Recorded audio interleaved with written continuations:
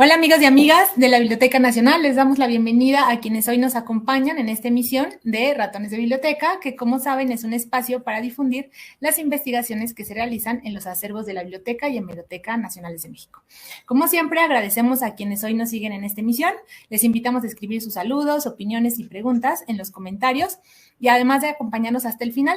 El diálogo con nuestro especialista podrán hacer las preguntas y respuestas, por eso pueden acompañarnos al final. El invitado de hoy es el doctor Fernando Ibarra Chávez, por lo que antes de iniciar y darle la palabra, me gustaría presentarlo. Fernando Ibarra Chávez es doctor en literatura hispánica por el Colegio de México, donde también cursó el programa para la formación de traductores italiano-español. Es licenciado en lengua y literaturas modernas, letras italianas y especialista en historia del arte por la UNAM. Actualmente trabaja en la Facultad de Filosofía y Letras, impartiendo cursos de investigación, teoría, crítica e historia literaria en la licenciatura de Letras Modernas en el posgrado en letras. Es miembro del Sistema Nacional de Investigadores.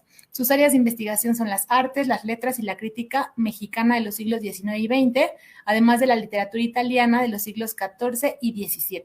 Dentro de sus trabajos recientes destacan una antología bilingüe de las rimas de Giovanni Boccaccio, México, publicado en el 2018, la edición crítica de las obras 11, Poesía 1850-1892, de José Tomás de Cuéllar, publicada en 2020, y el libro Escritores de Imágenes y Pintores de Discursos, Literatura y Crítica de Arte en la Prensa Cultural de México, 1900-1930, también publicado en 2020, y en 2016 recibió el Premio Hispanoamericano Lía Kostakowski de Ensayo de Literatura Hispánica. Bienvenido, Fernando. Adelante, por favor.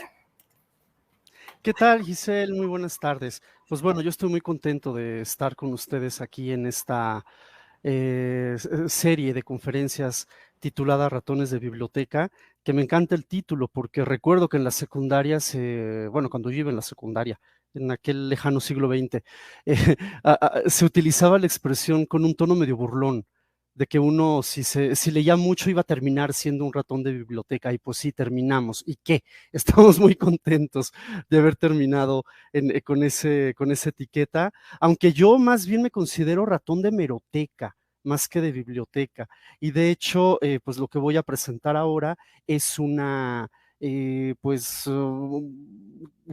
como, sí, una exploración muy general, una panorámica muy general acerca de lo que me ha aportado a mí la biblioteca nacional, específicamente en el acervo de hemerografía.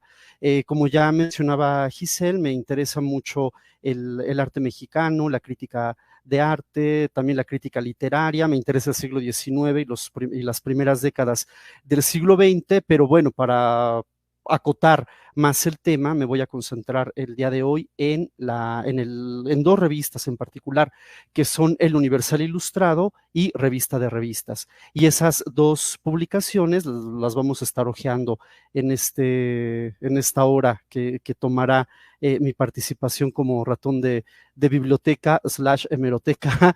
Y pues bueno, veamos qué nos dicen estas publicaciones culturales.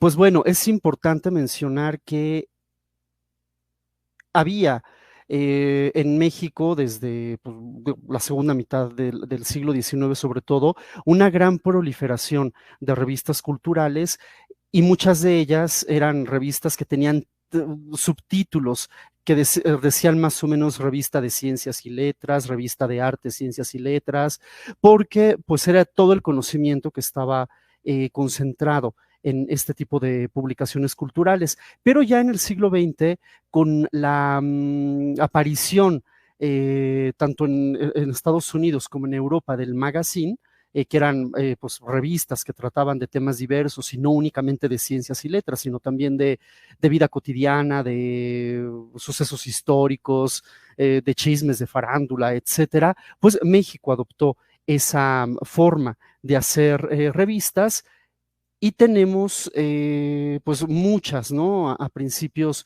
justo de finales del siglo XIX y principios del siglo XX. Y bueno, esta imagen me encanta porque lleva como título las revistas que ha habido en México, o sea que ya para principios del siglo XX ya México tenía una gran tradición periodística que, como pueden ver aquí, pues tenemos en la revista El Mundo, Revista Azul, México Gráfico, el Mundo Cómico, o sea, ya tenemos una tradición de este tipo, ¿no? De publicaciones.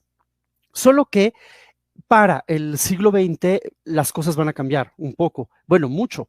Lo primero que debemos tomar en cuenta es que pues tenemos el asunto de la Revolución Mexicana, que eso va a modificar totalmente la apreciación de las cosas en relación con el antiguo régimen o la Belle Époque, ¿no? Que estaría constituida por los años del Porfiriato. Y más adelante, pues obviamente, o bueno, en paralelo, ¿no? Entre la revolución, los cambios sociales propios de México, pues también hay una modernidad que México va a estar abrazando y esa modernidad también se va a ver reflejada en las revistas pues literarias, culturales y sobre todo les digo, en estas dos en particular, que son Revista de Revistas y el Universal Ilustrado, el suplemento del Universal Ilustrado.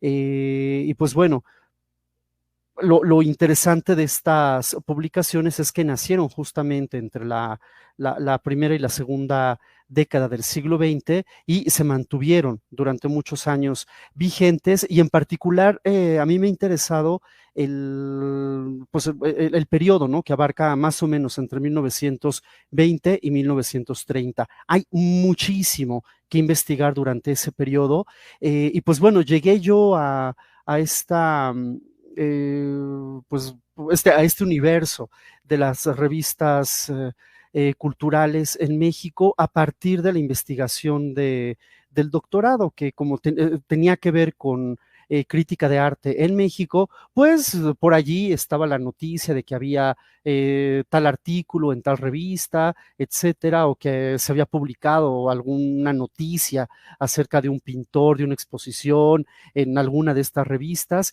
y poco a poco, conforme fui hojeando los volúmenes, tanto de revistas como del Universal Ilustrado y otras, ¿no? Como Zigzag, Arte y Letras, etcétera, pues me di cuenta que eran verdaderos museos del pasado estos textos, porque digo, ya lo veremos en un momento, además de que publicaban eso que yo estaba buscando, que eran, digamos, textos que sirven mucho pues para documentarse acerca de la cultura en México. También hay noticias acerca de las cosas más disparatadas que se les puede ocurrir a ustedes, y por ejemplo del jazz, del foxtrot, y vienen las imágenes de cómo debía uno bailar ese tipo de música, ¿no? O por allí algunas noticias súper sensacionalistas y escandalosas porque llegó el cine. Y entonces, ¿qué va a pasar con los actores que había aquí en México? Porque eran todos actores de teatro que de alguna manera también se habían especializado para dar, bueno, para funcionar como actores de cine, pero era cine mudo, entonces era una actuación que estaba vinculada totalmente con movimientos, con gestos y obviamente con exageraciones, pero lo que estamos viendo es que llega el cine sonoro, que ese es el gran problema, y muchos de los actores que tenían un renombre ya casi internacional, mexicanos, ¿no? Estoy hablando de ellos, pues ya no pueden seguir actuando en el cine porque tienen una voz espantosa y entonces vienen así como que casi el epitafio, ¿no? De la muerte del cine nacional porque los actores no tienen voz para el cine sonoro. Les digo, y de esto también están hablando las revistas, de recetas de cocina, de moda, de todo. O sea que lo que en algún momento me interesó, que fue revisar, les digo, estos textos que tenían una finalidad de investigación académica, pues se ha versificado en pues les digo, una marea de información interesantísima que por fortuna se ha podido consolidar en algunos eventos académicos, en investigaciones, ¿no? O grupos de investigación en particular que he llevado a cabo con Luz América Viveros Anaya, con Irma Elizabeth González, con María Andrea Llovine y con otros investigadores del Instituto de Investigaciones Bibliográficas y del Instituto de Investigaciones Filológicas. Y bueno, dentro de nuestros grandes logros fue haber podido armar un congreso muy interesante cuando el periódico Excelsior cumplió 100 años. Entonces son los 100 años de Excelsior, vinculado el periódico a su semanario, que era Revista de Revistas, y luego cuando vino el centenario también de El Universal Ilustrado, tuvimos la oportunidad de participar en el Instituto de Investigaciones Bibliográficas con también ponencias, ¿no?, que tenían que ver con el análisis de algunos aspectos de estas revistas. Pero bueno, vayamos un poco al asunto. Miren, esta es la página conmemorativa de 7 años de vida de Revista de Revistas, que se publicó en 1910, y lo interesante es que pues surgió esta revista, como dice su nombre, Revista de Revistas, era como una antología de noticias que llegaban de todas partes. O sea, llegaban noticias de revistas de todo el mundo, y aquí en México bueno, la revista de revistas lo que hacía era seleccionar los artículos que podían valer la pena, y entonces se reproducía, ¿no?, tranquilamente. Y pues bueno, la idea era esa, como tener una publicación que se nutriera de publicaciones de otras partes, pero poco a poco se empezó a profesionalizar más la actividad de los redactores de la revista, de los colaboradores en general, y lo que antes fue, les digo, el repositorio de textos ajenos, se volvió, a partir de los cambios sociales, políticos, culturales, históricos, etcétera, en nuestro país, se volvió ya una publicación autónoma con escritores que solo trabajaban para Revista de Revistas, con ilustradores que estuvieron trabajando nada más para esta publicación, con traductores, y pues bueno, con gente que, como pueden ver aquí en la imagen, pues está poniendo en este lejano 1917 un granito de arena para que esta revista siga adelante. Y bueno, el edificio de las instalaciones era muy común, ¿no?, que las revistas también se autopromovieran cada que cumplían 10 años, 20 años, porque digo, mantener una revista era bastante complicado. Y les digo, más este tipo de revistas que eran semanarios, estaban ilustrados, lo cual implicaba también gastos de producción un poco más elevados que una publicación con simplemente el trabajo tipográfico, porque se requerían, les digo, ilustradores, fotógrafos y la maquinaria específica para hacer que esas fotografías y esas imágenes que se hacían sobre papel pudieran trasladarse luego en diferentes dimensiones a las páginas de la revista, que además tenía ilustraciones en color.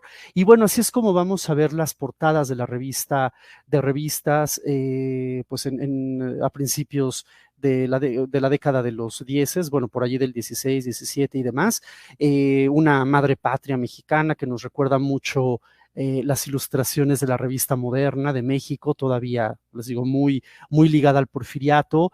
Esta imagen que es terrible, o sea, es la guerra, porque estamos hablando de la Primera Guerra Mundial. Entonces también la publicación tiene, sobre todo en estos años, el 16, 18, donde hay conflictos en Europa, pues está tomando un partido y está con imágenes y con artículos dando a conocerle al público mexicano las atrocidades que están ocurriendo en Europa. Bien, pero llegó un momento ya en la década de 1920, cuando les digo que hay un cambio muy fuerte en estas publicaciones, porque se entiende más el sentido de modernidad, y creo que el ilustrador que representa de manera más pues emblemática esta situación, pues es el García Cabral, ¿no?, o el Chango Cabral, y aquí lo tenemos en esta fotografía, donde está acompañado, pues, aquí atrás de la pared, de las portadas que él estaba realizando para esta publicación. Y miren, les pongo un par de ejemplos. Así es como él estaba haciendo sus portadas en el año de 1918, que sí, digo, son atractivas, nos hablan de una modernidad, pero es una modernidad muy internacional, diría yo, porque este tipo de imágenes las encontramos tanto en las revistas italianas, francesas, y las de Estados Unidos, ¿no?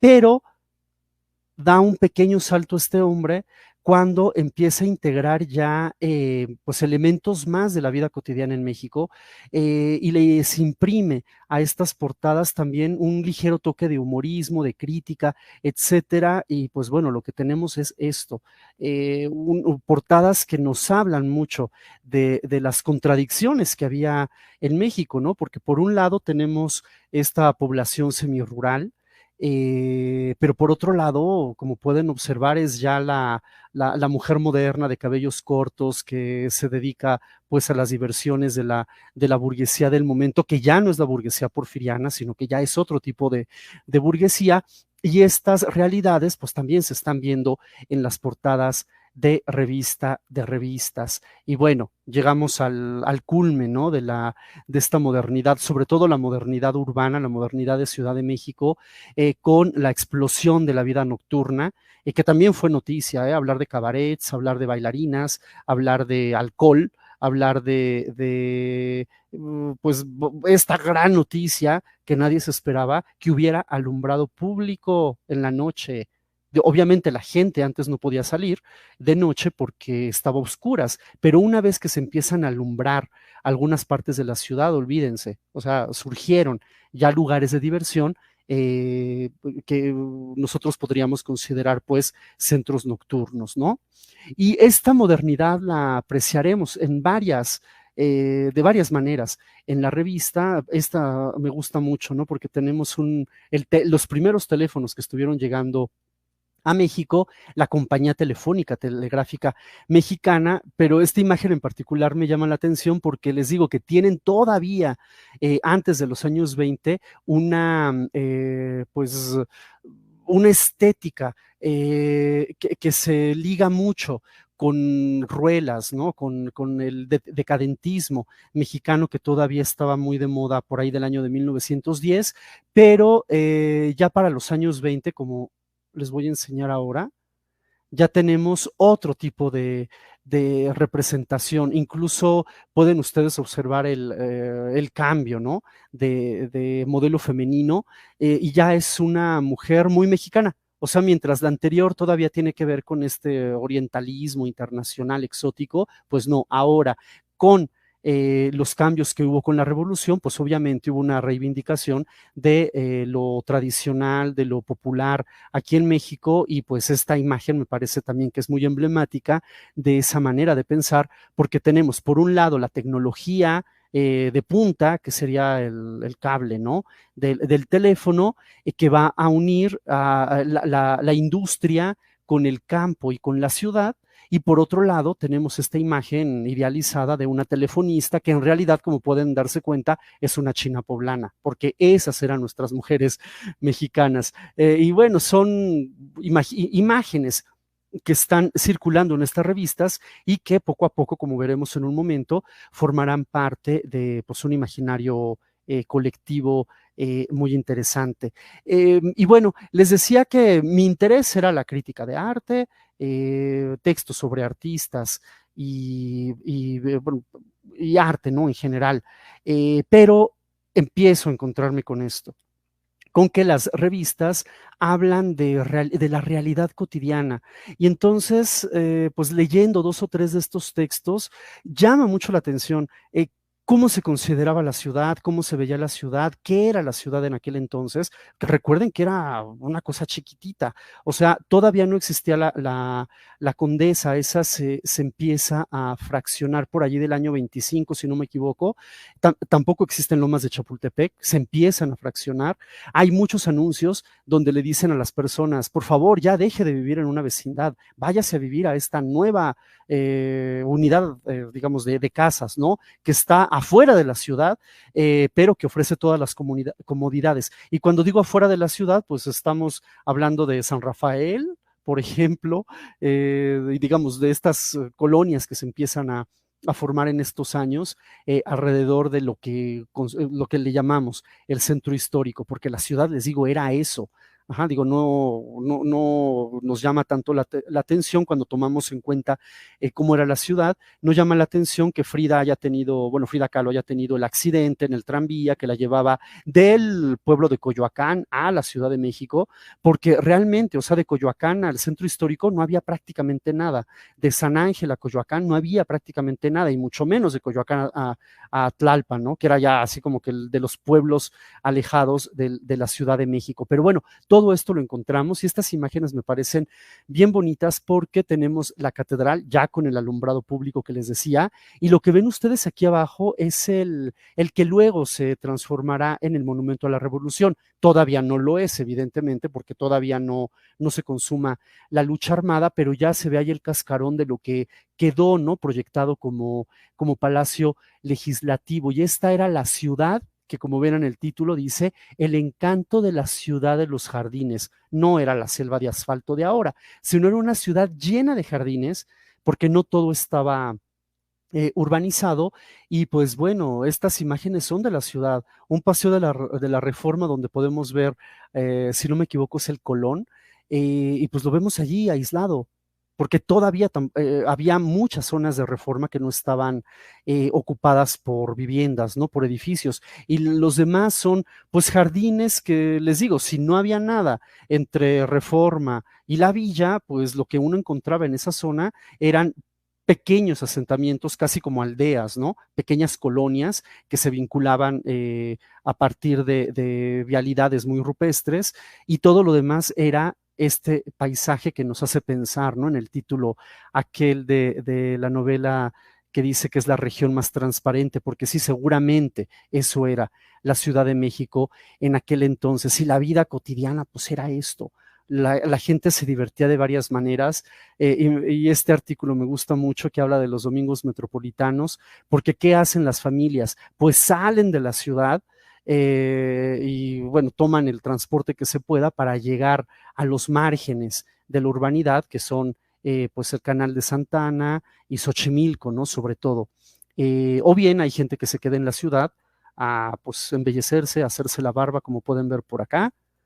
Y aquí tenemos otras imágenes de pues diversiones en plazas de la Ciudad de México, y diversión aquí en uno de los canales, ¿no? De Santana, porque era el paseo eh, casi obligado, ¿no? Para la gente de Ciudad de México, ponerse sus bonitas galas y hacer su paseo en lancha, o por el Paseo de la Reforma, que por eso tiene ese nombre, porque era para que la gente caminara, o bien si querían tomar aire fresco, pues se podían ir a alguno de los canales y de los lagos que circundaban nuestra ciudad. Pero no nada más eso, también había pues diversiones de otro tipo, como el teatro, y México fue también sede para las representaciones de artistas de alto nivel como Ana Pavlova, que pues bueno, vino a México y tuvo una serie de actos artísticos. Pero también les decía que es un México lleno de contrastes, y tenemos este deporte genuinamente nuestro, como dice la revista, y es la charrería. Y a la charrería se van a añadir también noticias acerca de la música popular mexicana, que es algo bien interesante, porque existía el jarabe, pero se nota que va a haber también un cambio en años 20, porque el jarabe era, pues sí, música tradicional, donde únicamente había instrumentos de cuerda y percusiones. Pero obviamente, como empieza el auge del jazz, el auge de las grandes bandas, a ese jarabe se le integran luego los instrumentos de viento, y tenemos ya luego como resultado el mariachi, que ahora no podríamos concebir un mariachi sin instrumentos de viento, pero no era así. Era, digamos que lo mismo, pero sin las trompetas que llegaron con esta tradición musical del norte, ¿no? De Estados Unidos, que es lo que estaba de moda pues en las grandes ciudades, que ahora ya iban a ser el modelo de ciudad, ya no París, sino Chicago y Nueva York. Y esto lo vamos a ver con mucha frecuencia en las revistas. Y bueno, no precisamente diversión, pero también hay noticias de estos lugares que pues eran importantes y que estaban a las afueras de la ciudad, que eran los panteones. O sea, el Panteón de San Fernando estaba en los límites, el Panteón francés estaba en los límites y los otros panteones que conocemos estaban fuera de la ciudad por higiene, porque así debería de ser. Y así es en general en las ciudades que no crecieron tanto como nuestra ciudad y ahora pues ya tenemos en el mero centro, ¿no? Panteones por el crecimiento demográfico. Y miren, aquí tenemos una imagen que les comentaba de los cabarets que estuvieron también de moda en estos años 20, que ya luego se volvieron salones de baile, etcétera, pero que antes de esta modernidad, les decía, habría sido imposible encontrarlos en la Ciudad de México. Y otra imagen interesante del Viernes de Dolores, sí, porque era una ciudad también llena de tradiciones, ¿eh? O sea, carros alegóricos, sobre todo cuando había celebraciones ya sea religiosas o civiles, digo, la más importante, pues obviamente es Semana Santa. Tenemos luego, bueno, esto por la parte religiosa, por la parte civil, pues está la independencia de México y luego habrá otro tipo de celebraciones entre las que destaca sobre todo el carnaval, que es algo que ya se perdió lamentablemente aquí en la Ciudad de México, pero hay noticias de cómo las señoritas de tal lugar están vestidas para salir el día de carnaval que se llevaba a cabo en febrero. Y coincidía, ¿no?, con el carnaval de otros lugares del mundo como el de Venecia o Sao Paulo, bueno, en Brasil, ¿no? Varias ciudades tienen sus carnavales y pues bueno, México también en aquel entonces tuvo esa tradición y la gente se disfrazaba para disfrutar esos domingos que, digo, podría ser el domingo de Pascua, podría ser el Viernes de Dolores, podría ser cualquier otra festividad, ¿no? Con música, etcétera.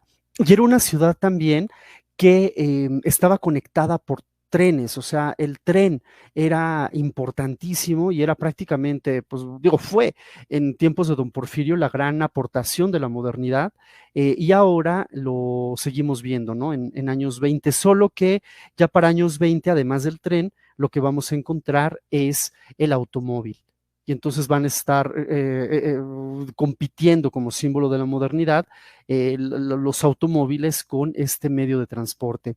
Y bueno, en la Ciudad de México que encontramos una calle que era en aquel entonces como la calle donde uno podía encontrar cualquier tipo de mercancía, cualquier tipo de persona, que es algo bonito, ¿no?, de nuestro centro histórico, que desde siempre ha sido un lugar donde personas de cualquier tamaño, color y origen socioeconómico pueden circular y hay muchísima información de esta vida cotidiana, ¿no? Pueden ver aquí pues una mujer trabajadora, todavía mucho transporte con mulas o con caballos y pues los oficinistas, los intelectuales y demás que se están reuniendo en la avenida de San Francisco, que actualmente es o la conocemos, ¿no?, como la calle de Madero por Francisco y Madero, pero no es San Francisco Madero, por favor, era por el templo, por el convento, exconvento, ¿no?, de San Francisco, que lleva este nombre. Y bueno, me encontré revisando también páginas de estas revistas, cosas rarísimas como la parihuela. Y además hay varios artículos acerca de esto, ¿no? ¿Y qué es la parihuela? Pues es esta especie de camilla que se utilizaba aquí en la Ciudad de México para transportar muebles, o sea, eran las mudanzas de la época. Se sacaban los muebles de las vecindades, se ponían en la parihuela y luego de la parihuela montaban los muebles en un carro que les digo podía ser jalado por animales para llevarlos a su nueva ubicación. Y me encantan también aquí el humorismo, ¿no? Pesa harto, jefecito, dice alguien. Y pues tenemos aquí a los parihuelistas esperando las aguas, que ahora es para el refresco, pero bueno, antes se les daba para el agua, ¿no? La propinita. Y aquí pues tenemos la modernidad que va a llegar, que les digo, acaba, ¿no?, con muchas de las cosas que eran cotidianas, pues seguramente varias de ellas desde tiempos del virreinato. Y una noticia que también impacta, ¿no? Y lo ponen un poquito de manera sensacionalista, es de la parihuela al camión, porque ya llega el camión de mudanzas y esta ya es una agencia de mudanzas, o sea, se industrializan los servicios, se profesionalizan y aquí nos habla del último CRI de las mudanzas, que va a ser pues la mudanza, pero ya no con parihuela. Y ya no con mulas, sino con un camión específico de mudanzas. Y la parihuela desapareció.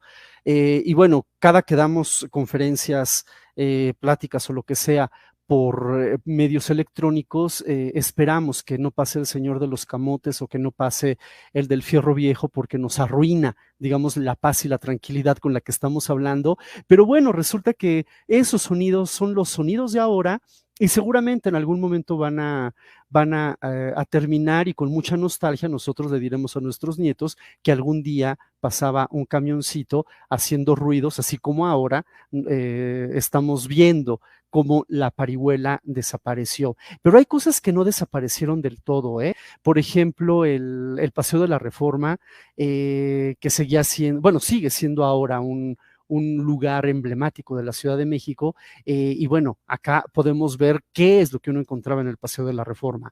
Pues estos locos motociclistas que andaban a toda velocidad por esta, que era una de las calles más importantes, más anchas de la ciudad.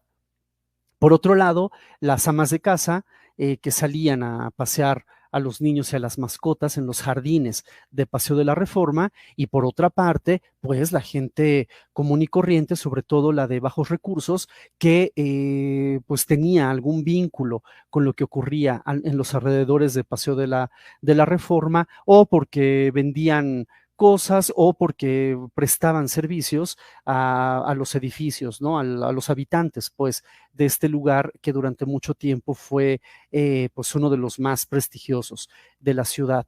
Y pues, bueno, aquí tenemos más imágenes, sobre todo, les digo, me encanta ver estas carriolas, las personas leyendo sobre las bancas y los borrachitos o bueno, gente por allí medio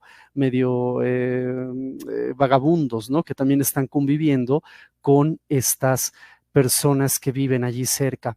Y pues bueno, hay muchas imágenes también acerca de otras pues realidades de la Ciudad de México, y Tepito es increíble, o sea, se habla mucho de Tepito porque ya desde entonces era como que el barrio más bajo de México, pero es además bonito. Bueno, yo lo veo bonito porque es un lugar, pues no desierto, pero es pequeño. Hay muy pocas construcciones de concreto. Tenemos aquí el Templo de la Merced, ¿no? Quiero suponer que es eso. Y vean que está aquí el comercio ambulante, como ahora. Ajá, pero obviamente no hay vialidades, no hay nada, y lo que encontramos es esta plaza principal de Tepito con la iglesia y con los puestos alrededor, y sobre todo mucho comentario acerca de la pobreza, porque sí, México está entrando a la modernidad, pero en aquel entonces, pues se notaba también que había muchísimos contrastes y los podemos ver acá, ¿no? Con una vendedora de boletos, de billetes de lotería, que es una mujer, pues, evidentemente anciana y de muy bajos recursos, o niños, ¿no? Que están vendiendo los billetes para que otros se enriquezcan. Y pues también se habla de la pobreza que está existiendo en México, que es la pobreza que veía José Vasconcelos, que también de José Vasconcelos se puede hacer toda una investigación acerca de su aparición en estas revistas. Y pues bueno, ¿con qué él quería combatir esta pobreza? Pues con la educación. Todavía no lo vemos porque estas imágenes son de finales de la década de los 10. Ya Vasconcelos entrará por allí del año 21 a formar parte, ¿no? De las noticias cotidianas, pero pues bueno, esto era la otra parte de la realidad de la Ciudad de México. Y hay artículos, como les decía, de las cosas más, digamos, que podrían parecer intrascendentes, pero que en realidad ahora son documentos históricos muy interesantes, que son los comedores populares, o sea, puestos ambulantes en la calle, que como pueden ver aquí hay un pequeño toldo improvisado con gente que está vendiendo pues productos, ¿no? Alimenticios a base de maíz, y la escamochera, que me encanta. La escamochera era esa persona que vendía pues los restos de comida de restaurantes. O sea, existe el restaurante se deshace de comida que ya no se vendió, pero que está en buen estado, y la escamochera se encarga de aplicar sus trucos mágicos culinarios para que toda esa comida digamos, de sobras de establecimientos mercantiles se transforme en pues taquitos de guisado, ¿no? Para la gente de bajos recursos. Otra que ya se nos perdió de nuestro panorama, la escamochera.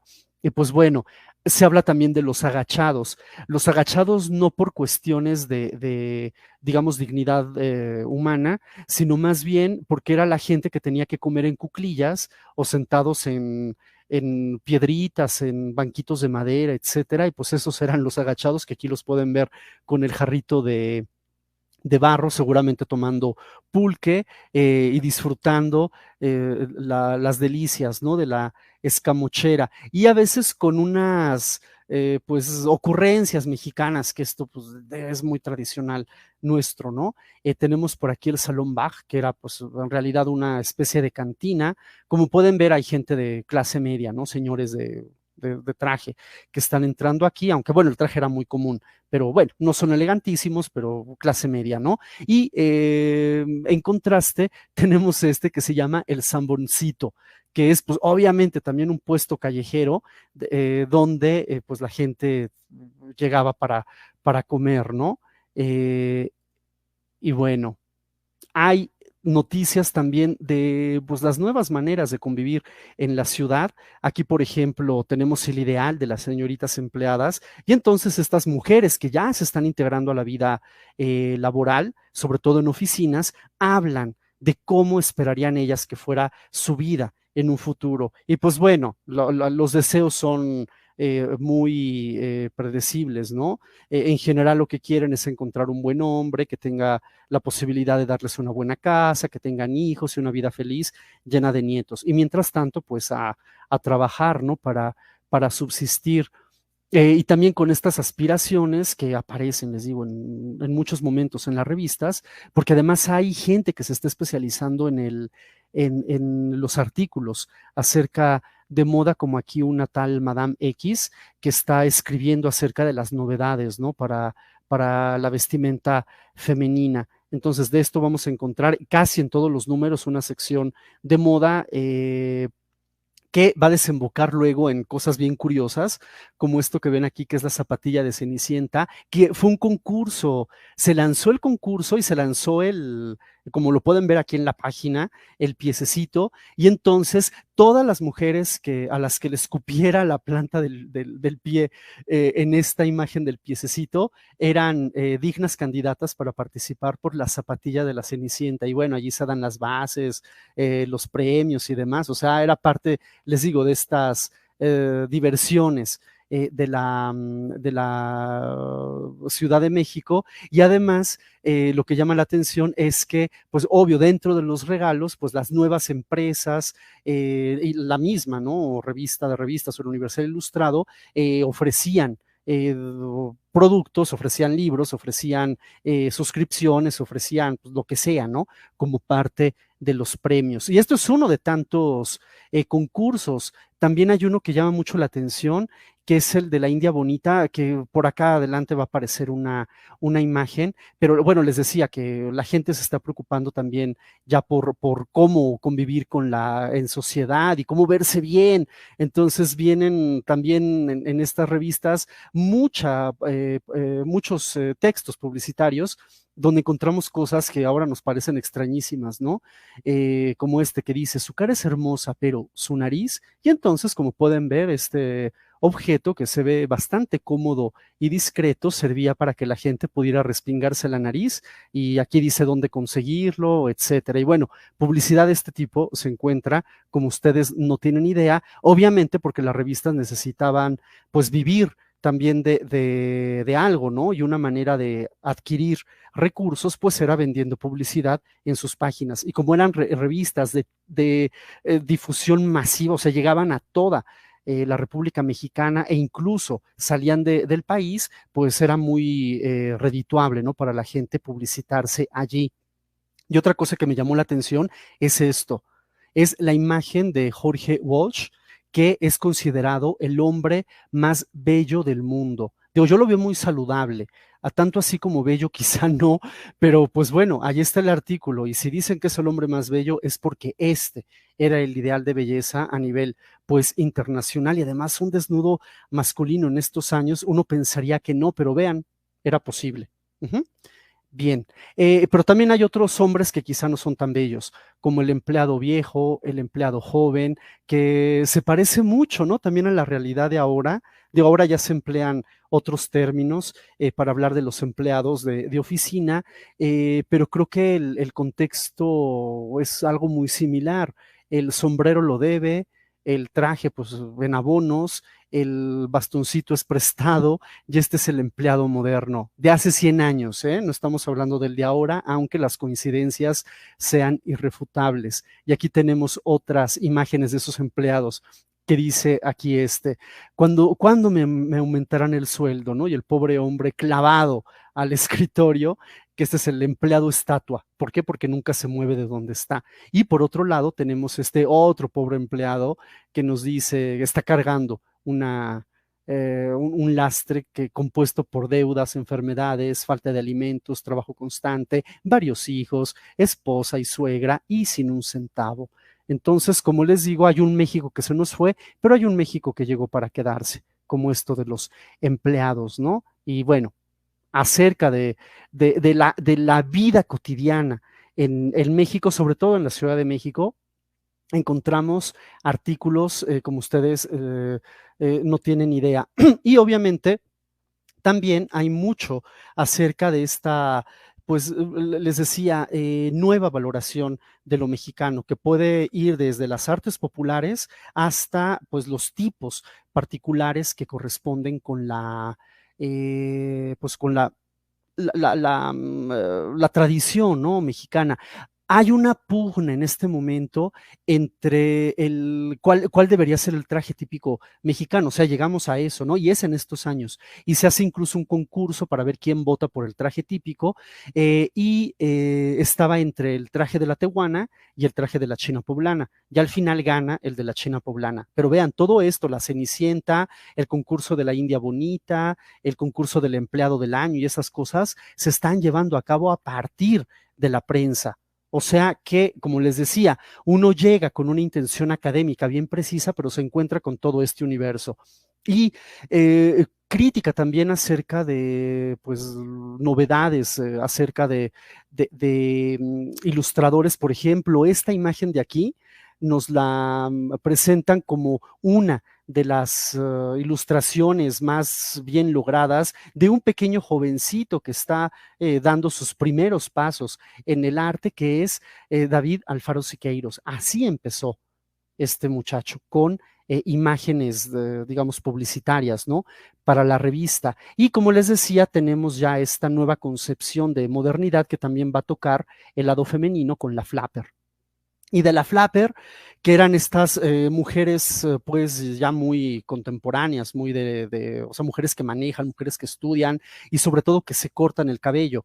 Y ya que ahora estamos hablando mucho en la actualidad, ¿no? Acerca del problema de la reivindicación de las mujeres, de acabar con patrones machistas, etcétera, pues también en estos años se dio este fenómeno y todo porque no se aceptaba, o sea, estaba muy mal visto que la mujer tuviera el cabello corto. Y pues vean, noticias acerca del Club de las Pelonas, otra vez las pelonas, que eran estas mujeres modernas. Y bueno, este se llama Atentados Capilares porque incluso hubo una noticia que dio para muchos artículos periodísticos acerca de unos estudiantes de la Escuela de Medicina que antes quedaba allí a un lado, ¿no? de la plaza de Santo Domingo, en el centro histórico, y pasaron un par de muchachitas pelonas y pues les aventaron agua porque les parecía que era una ofensa al decoro que se cortaran el pelo, y a partir de allí, les digo, surge toda una serie de reivindicaciones también acerca del papel de la mujer, porque tenemos muchos modelos femeninos que obviamente no coinciden ya con el modelo de la, pues de la mujer indígena, porque ya no se puede, tampoco con la bella mujer de la Belle Époque, la femme fatale, ¿no? De la que tenemos noticia en novelas y en poemas de principios de siglo, sino que ahora ya las actrices de cine, las actrices de teatro, etcétera, están formando parte de esta nueva modernidad. Y ¿quién va a participar en estas revistas? Aparte de los redactores específicos, conforme van teniendo más impacto social estas publicaciones, pues vemos que hay intelectuales viejos como Federico Gamboa, por ejemplo, que va a estar participando en estas revistas, y también los jóvenes intelectuales, donde encontramos a un, por ejemplo, un Torres Bodet, o por aquí tengo otra imagen de otros artistas, ¿no? Que están ya generando noticia, como Ángel Zárraga, como Diego Rivera. Este es nuestro Diego Rivera. O sea, no es el que tenemos casi siempre en mente, sino es un jovencillo que pues prácticamente no conoce México porque lo dejó hace mucho tiempo y está experimentando aquí con el cubismo en Francia, y pues llegan las noticias acerca de este gran pintor que todavía no es el muralista, pero ya era grande. Y obviamente otros personajes también están tomando lugar como parte de la noticia nacional y de la novedad, como el Teatro Ulises, donde participó Villaurrutia, Salvador Novo y Antonieta Rivas Mercado, que la vemos aquí. También ella, por supuesto, pelona.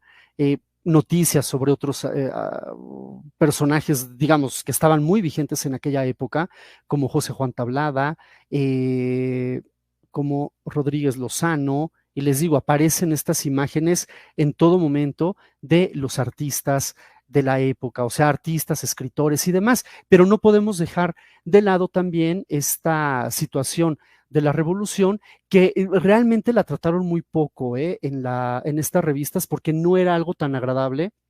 De hecho, hay mucha noticia acerca de estos primeros levantamientos armados, y pues eran considerados guerrilleros, ¿no? Fascinerosos, no héroes, como ya después el discurso oficial hizo, ¿no? Que la revolución se transformara en aquello, pero pues digo, aquí los ven como lo que eran, o sea, gente que pues robaba, bandidos, que tenían quizás sí una causa social, pero que a veces sí se pasaba, ¿no? Un poquito en cuanto a los métodos violentos que empleaban para poder amedrentar a alguien, ¿no? Entonces, bueno, eso también era una noticia, y aquí tenemos una fotografía muy artística del revolucionario.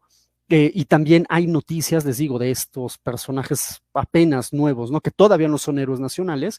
Y pues bueno, aquí tenemos a Pancho Villa tal como es, con muchas imágenes acerca de él, o sea, fotoreportajes ya acerca de Pancho Villa, que la entrevista, etcétera. Aquí vemos al reportero con Pancho Villa, y tenemos noticias pues de su llegada, bueno, de sus hazañas en México, fuera de México, y también noticias tendremos de su muerte en estas revistas. No pueden faltar, obviamente, la página para los niños, y también con concursos.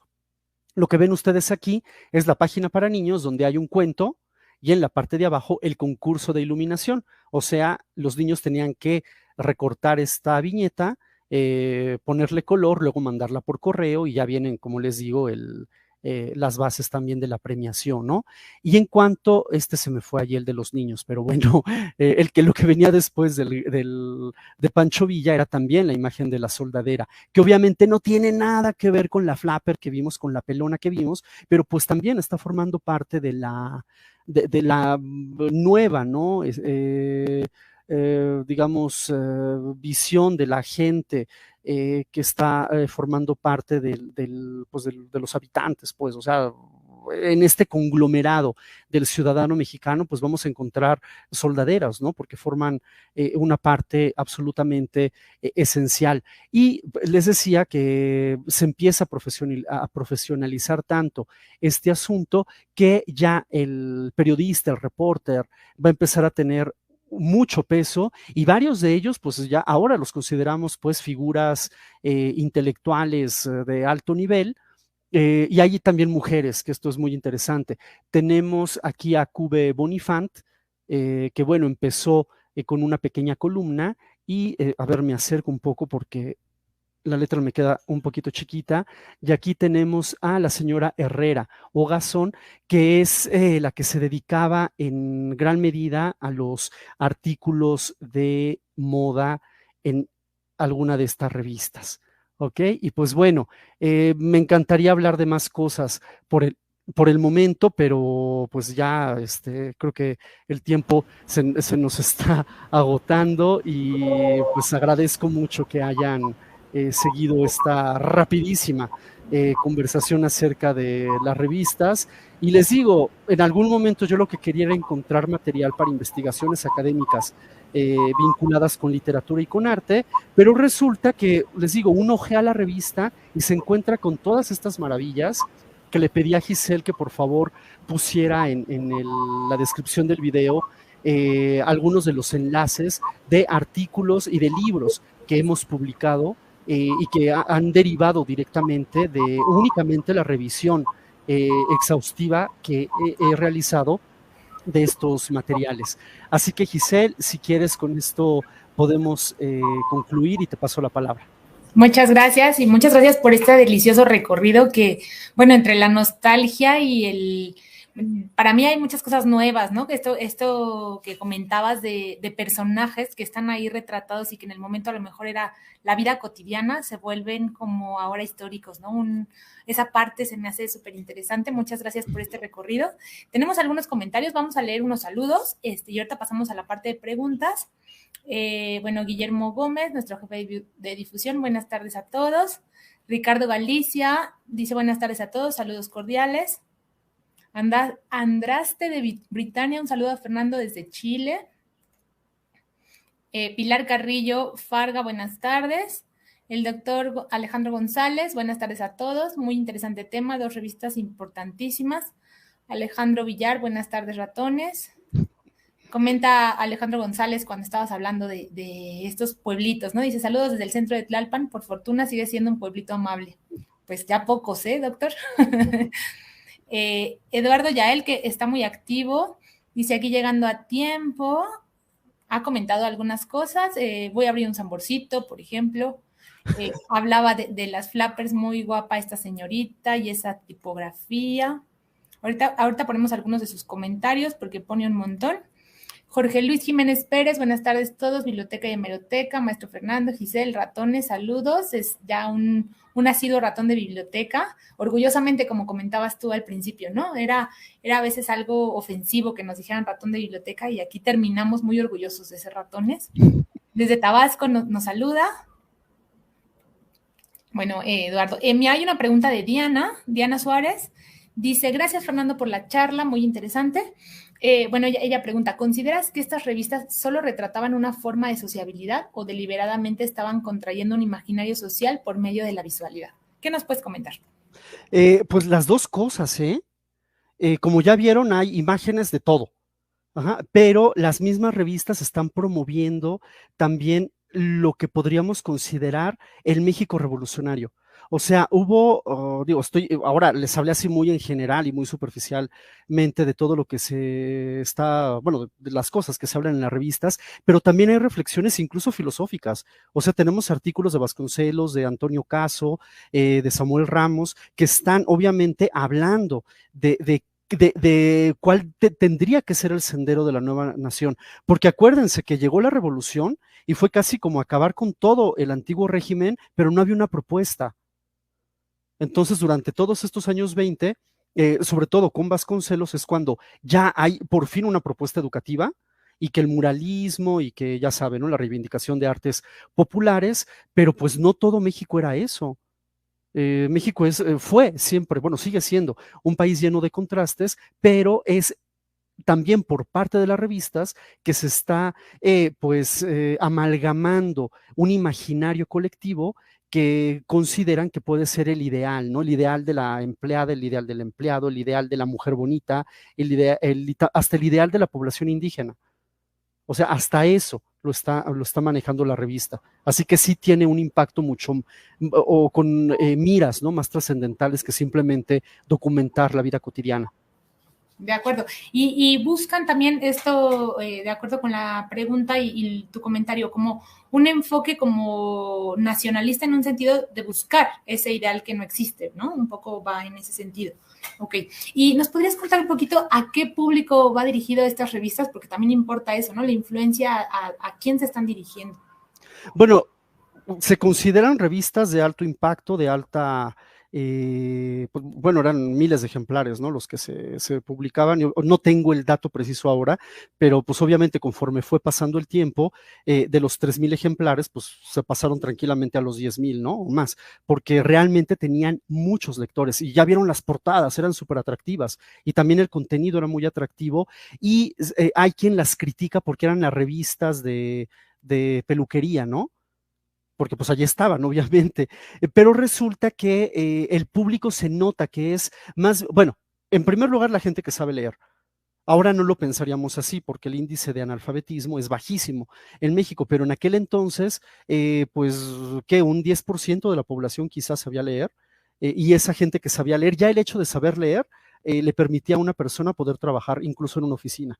Ajá. Entonces, está hecha esta revista pues para los que saben leer, y sobre todo para gente de centros urbanos. ¿Y por qué te lo digo? Porque en muchas ocasiones se habla de las maravillas de otras ciudades. De hecho, es el Universal Ilustrado en que durante un momento le dedica a cada jueves un número a un estado de la República y habla de los escritores de ese estado, de las mujeres bonitas de ese estado, de la industria de ese estado. O sea, y se nota que es como que una gana de hacer patria y de que se logre una unidad de los mexicanos a partir pues de los que están llevando a cabo el progreso de la nación, que son, les digo, empresarios, empleados, pues intelectuales. O sea, tenemos allí imágenes de empleados, pero también tenemos imágenes de los grandes intelectuales, o jóvenes o viejos, pero allí están. También es una revista para actrices, es una revista para toreros, o sea, es revista, digamos, para la gente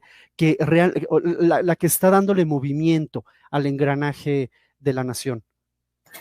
Claro, y también semillero, ¿no? Lo que comentabas, porque me gustaría que nos comentaras un poco más de los colaboradores, o sea, hablas como de que es el primer espacio para darse a conocer de grandes artistas, pensé, lo comentabas, el Chango Cabral, que empezó súper chiquito, pero que empezó en estos medios, pero también Siqueiros y otros, ¿no? Intelectuales que a lo mejor ahí no eran tan conocidos, pero que fue el semillero de un montón de artistas. ¿Podrías comentarnos un poco más de los colaboradores? Sí, digo, además de ellos, pues tenemos, por ejemplo, a Miguel Covarrubias, que también va a estar publicando allí. O sea, hay caricaturistas, ilustradores, pintores, que obviamente antes de ser los grandes pintores ya de la Revolución, pues tuvieron que ganarse el pan de algún modo, ¿no?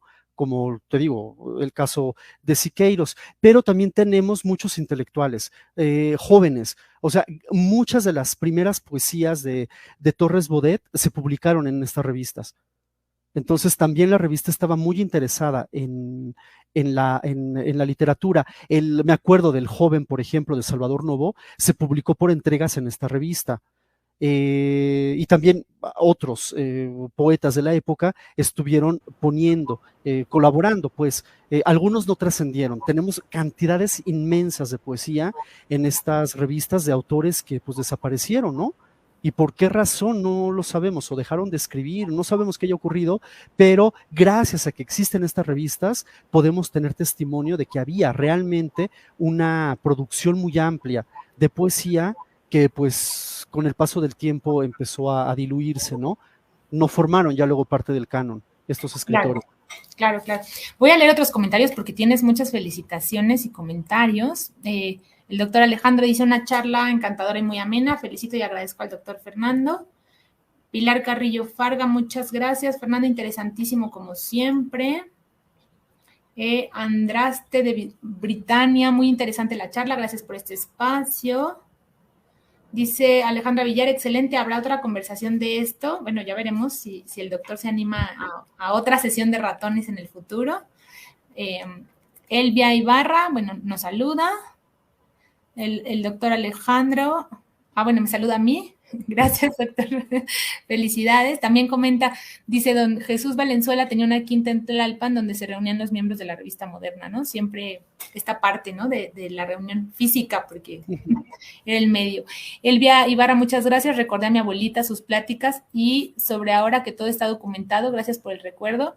Saludos, primo, un gran abrazo. Mira, es la prima Elvia. La prima Elvia, exacto.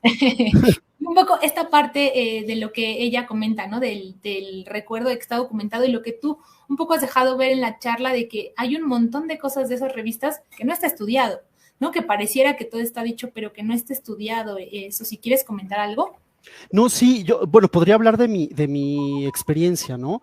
Crítica de arte la encontramos crítica literaria, encontramos poesía, encontramos, digamos, diseño gráfico, que también es bien interesante, publicidad, la visión de las mujeres en aquellos años, la visión de los indígenas en aquellos años, las artes populares en aquellos años, la política en aquellos años, la percepción bueno, como estudié letras italianas, también he visto que se habla acerca de autores italianos, o sea, hablan de Mussolini en plena guerra como el gran ejemplo a seguir.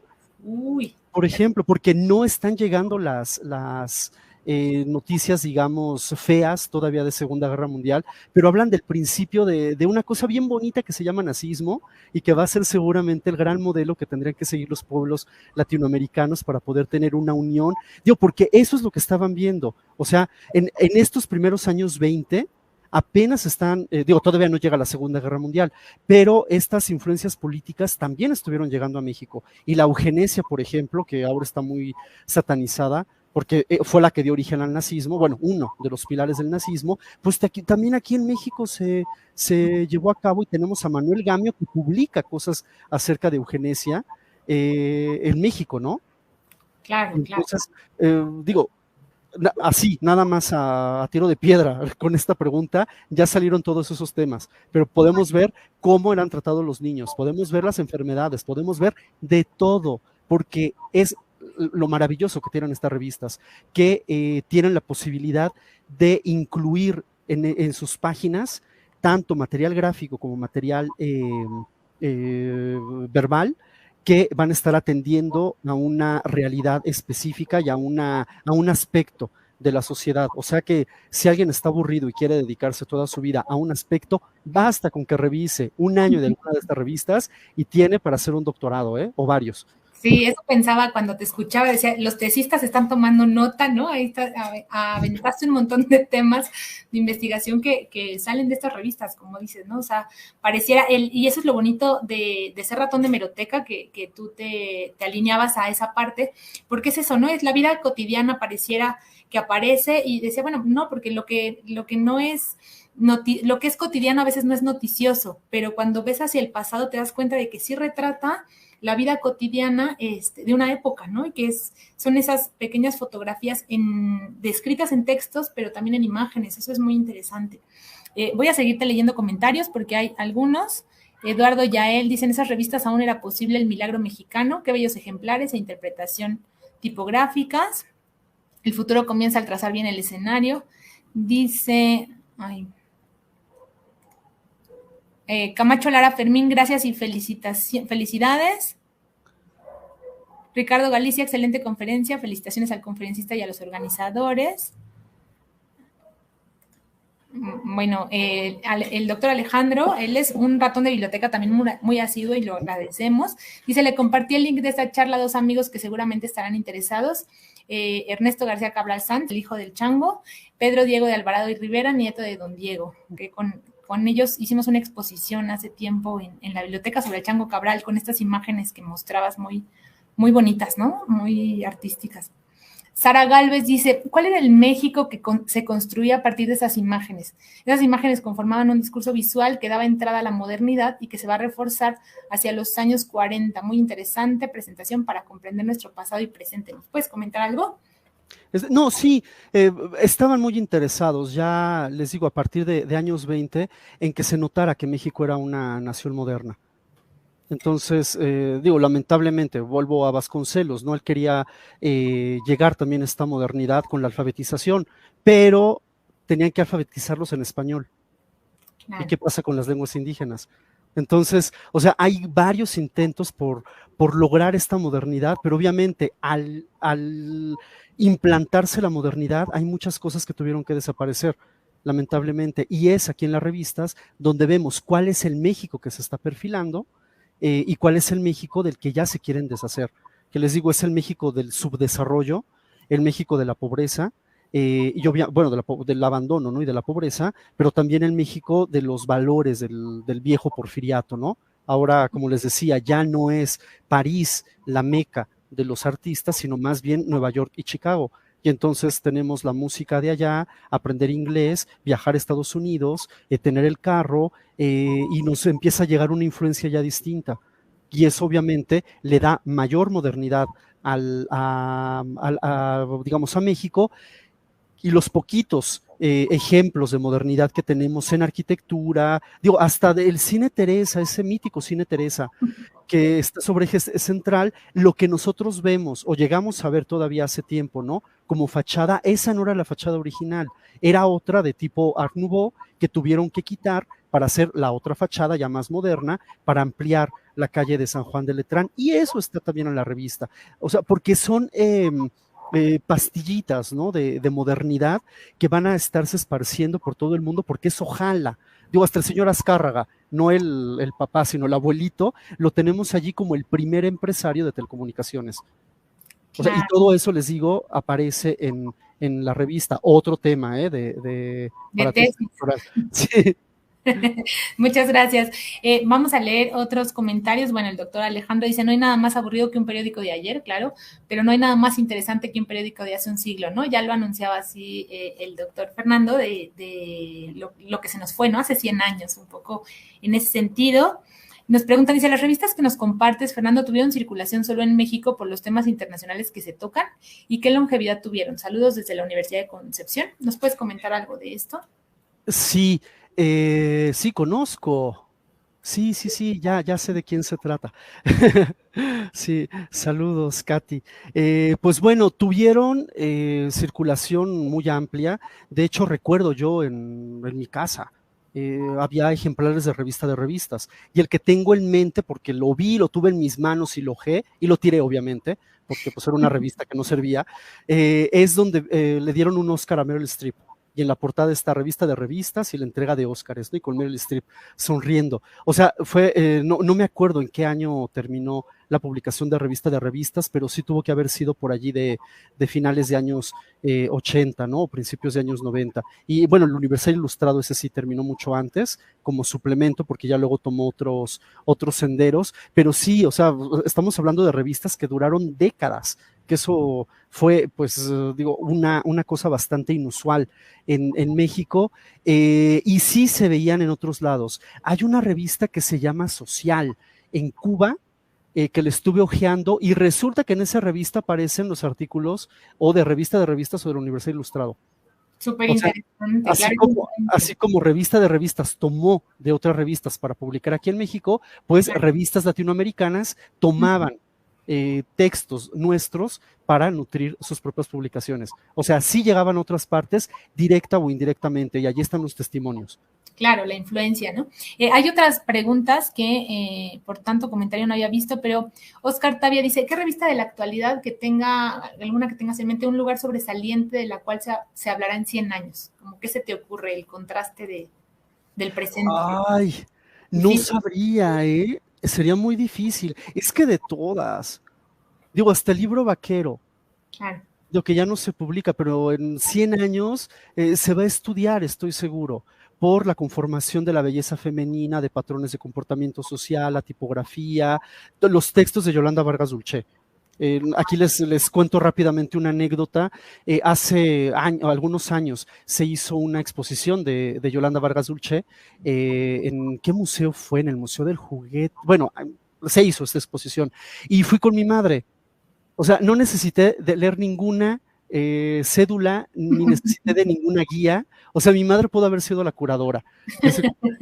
Porque me decía, mira, ya esta la compremos allí, Rarotonga, ya hazme tuya cada martes, y me explicó todo el asunto, y me contó que en casa había y que ella compró, y o sea, toda esa, digamos, vida cotidiana que está alrededor de las publicaciones, pues la vivió mi madre, y viendo la exposición era casi de lágrima, ¿no? O sea, lágrimas y risas.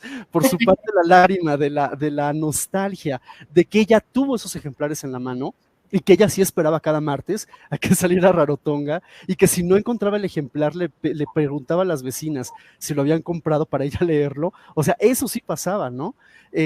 O bien también me contaron que algunas de esas revistas pues, eran prohibidas, porque pues era para la calaña, ¿no?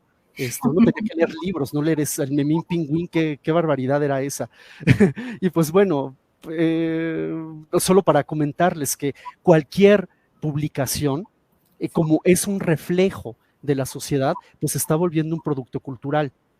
Claro. Si quieren ver a Paulina Rubio subida de peso, pues analicen la revista Eres, que estuvo por ahí en años 90, ¿no? Y verán cómo varias de estas grandes estrellas de ahora, pues en algún momento ni fueron rubias, ni fueron delgadas, ¿no? O sea, también eso nos ayuda a ver cómo cambian patrones de conducta y la intercomunicación social.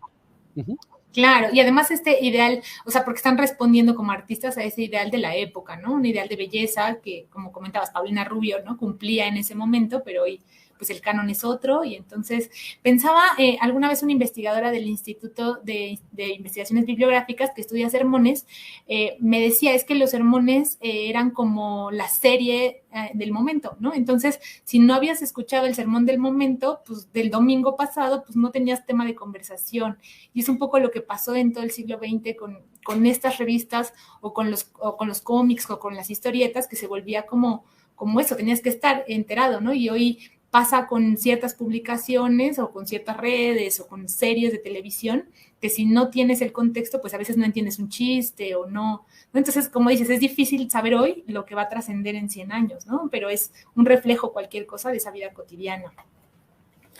¿Quieres hacer algún comentario final? Creo que ya los comentarios ya los agotamos, y las preguntas también para nuestro público, dónde te pueden leer, etcétera. Están también tus publicaciones ya puestas en la descripción del video, pero si quieres comentar algo de lo que pueden encontrar ahí. Bueno, sí, son fundamentalmente, bueno, el trabajo de investigación más grande, de escritores de imágenes y pintores de discurso, que se hizo a partir, te digo, de años de investigación bibliográfica. Pues ahí está. Y lo pueden consultar y verán un montón de fuentes hemerográficas, porque pues, es de donde surgió, ¿no?, la investigación. Pero también está el volumen que se editó a partir del Congreso de Excelsior, y pues bueno, hay con colaboraciones muy, muy interesantes de varios investigadores de México y fuera de México, de la UNAM y de otras instituciones, y también un volumen que está próximo a salir, que es el de... se me acaba de ir, Géneros y Prensa Literaria, ¿no? Bueno, allí tienen la descripción, ya está armado, ya está hecho, nada más falta hacer las gestiones para que lo puedan encontrar en la página bueno, en acceso abierto, ¿no?, en la UNAM. Y pues bueno, ¿por qué pude llevar a cabo? ¿Por qué estoy llevando a cabo estas investigaciones? Pues gracias a que hay lugares donde se pudieron preservar estas revistas, como la Hemeroteca Nacional. O sea, si no tuviéramos una Hemeroteca Nacional o algunos otros recintos o coleccionistas privados, ¿no? O el Museo Nacional de Arte tiene también una colección muy importante de estas publicaciones. Tenemos también, bueno, varios lugares donde se pueden consultar, y es gracias a que hubo quien se preocupó por conservarlas, y sobre todo a nosotros como público, que nos limitamos a consultar, y ahora con la facilidad de la fotografía, a tomar fotografía y a no mutilar el texto. Gracias a eso es que todavía varios de estos materiales están vigentes, ¿no?, y podemos consultarlos. Pero también les digo, por otro lado, que como era material de descarte, prácticamente así como el libro semanal o el Condorito, pues bueno, estaban hechos sobre material muy corriente, y lamentablemente pues hay varios de estos volúmenes que se están deshaciendo. Incluso cuando estuve haciendo la investigación en la Hemeroteca Nacional, en un par de ocasiones me dijeron, pues léalo rápido y léalo hoy, porque ya se va a guardar este material, porque ya se está deshaciendo. Y en efecto, o sea, había que darle la vuelta con 2 manos, y casi me llevaba la palita de los hot cakes, porque era el único modo que uno podía darle vuelta, y aún así se oía el cric crack cuando uno abría la revista, o sea, porque el material ya, o sea, es totalmente, pues, deteriorado, ¿no? Por el paso de los años. ¿Por qué era eso? Un material efímero.